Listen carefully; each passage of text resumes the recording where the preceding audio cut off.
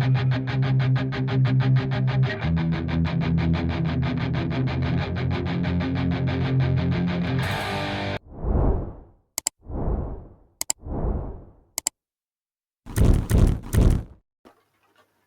and welcome back to the David 67 Celtic News channel. This is going to be a Celtic FC Women, Celtic Girls edition, and so all the news is just regarding the Celtic women's side. Now, just before we get going with the video, just a wee quick reminder, if you've not already subscribed to the channel, please do click that subscribe button. If you like the video, click the like button, and do feel free to pop your comments into the comment section regarding the Celtic women's side, both with regards to this video and any other issues or other Celtic women's side related matters you want to raise. Now, on Friday afternoon, the draw for the Champions League qualifiers were made.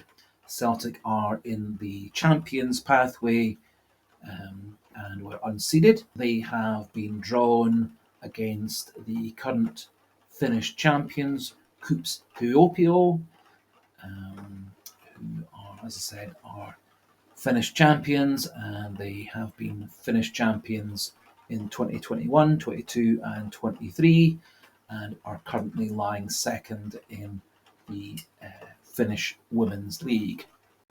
Now, the format of the Women's Champions League qualifiers first round is a wee bit different to the qualifying rounds in the Men's Champions League.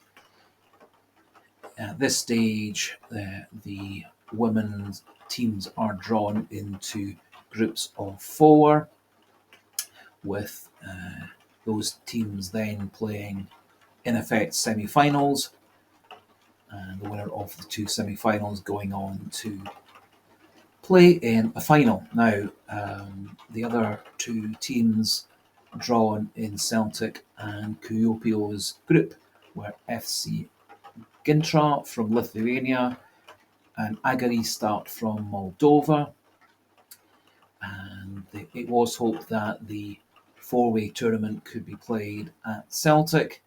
However, it is apparent that there are problems due to Brexit for teams getting visas to come and play football in Scotland, and so instead the games will be played at FC Gintra in Lithuania. And the first game will be on the 4th of September.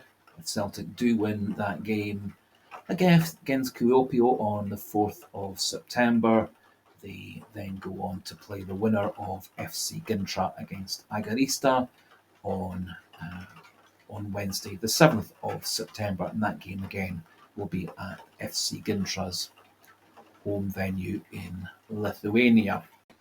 Now, it is a wee bit difficult to get good detailed research regarding the women's teams that Celtic will be competing against, but as I mentioned a wee bit earlier, KUPS Kuopio are champions of Finland 3 years in a row, although lying second in the table now.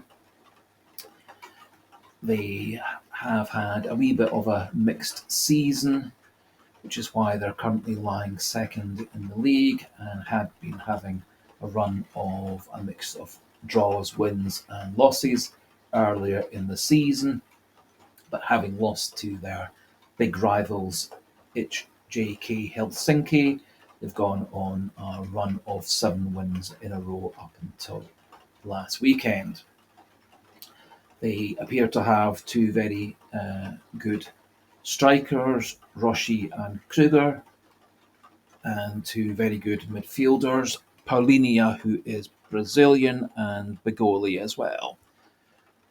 And they do seem a more than decent side, and so it would be hopeful that Celtic could win that game against Kuopio and get into the final the following Wednesday against FC Gintra, who will be home, and Agarista from Moldova. Looking at Gintra and Agarista, Agarista from Moldova are in a women's league with just 5 teams there.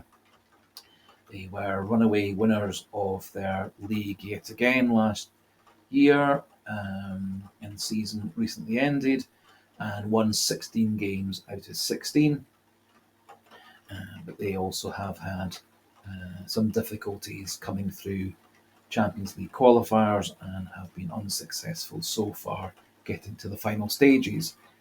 FC Gintra have a remarkable record in Lithuanian women's football, and they have been champions of the Lithuanian League every year from 2005 to 2023. They have a 4,000-seater capacity stadium, and they appear to be based around the university in the city, which is the fourth largest in Lithuania itself.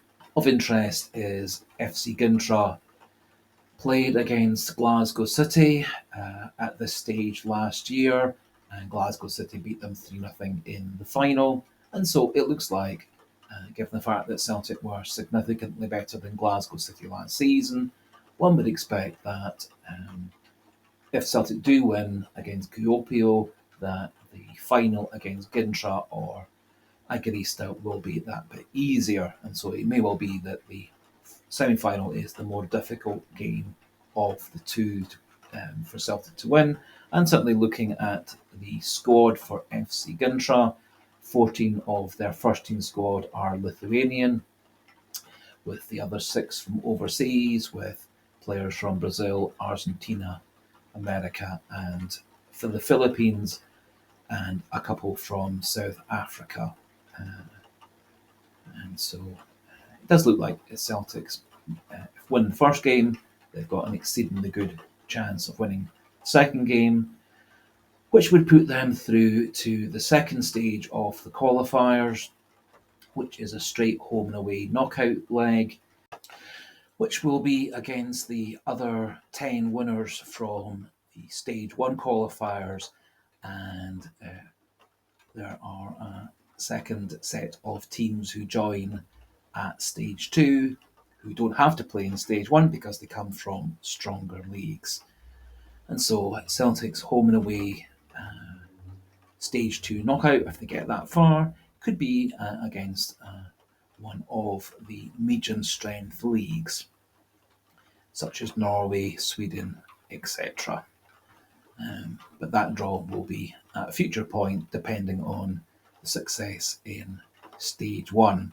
Just for information, Rangers women were also in the Champions League draw. They are going down the league path because they came second to us in the league last year. And they've had a rather difficult draw in that they are playing Arsenal initially.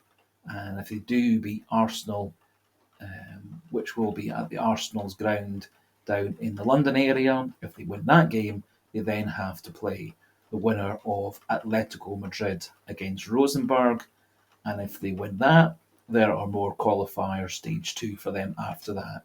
And so Rangers do have a very unfortunately difficult draw for them. So moving on to other news, it would appear actually that despite what one of the news stories was saying, Celtic have actually been in training at their usual venue in Barrowfielding on the outskirts of Glasgow. And it's actually later on that they will be going off for a training camp in Sweden as preparation for the Champions League qualifiers in September. Celtic will be playing two of the strongest sides in Sweden on the 4th of August and the 7th of August. They're playing Djurgårdens on the 4th. Djurgårdens happens to be the club that Kelsey Doherty, our goalkeeper, played for most recently. And then they are playing on the 7th at Hammarby in Sweden. Hammarby, in fact, were Elena Sadiku's last team before she had to give up playing football due to recurring leg injuries. And then she got into coaching